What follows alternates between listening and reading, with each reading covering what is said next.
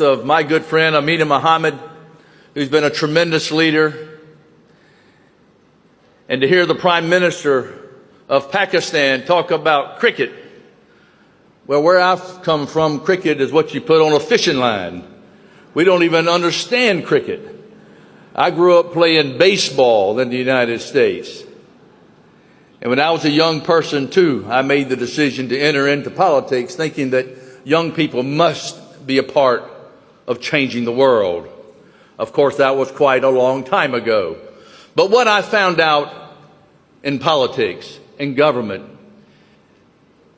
and this is what I hope that you will come away from this summit understanding, that you must be inspired to make a difference in your nation. When I was elected governor in the United States, our unemployment rate was the worst in the United States. Our personal income growth was one of the worst in the United States. We had high welfare and a tremendous number of people depending on government.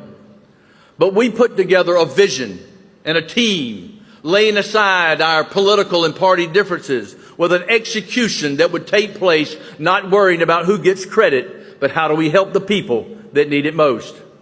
And literally within 2 years, the small state of South Carolina was #1 in America in job growth, #1 in America in per capita international investments, #1 in America in employment.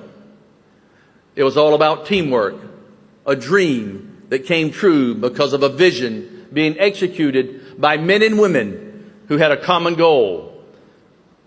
And when I look at the last 200 years, because it's easy today to fixate only on the negative, only on the worst, but let me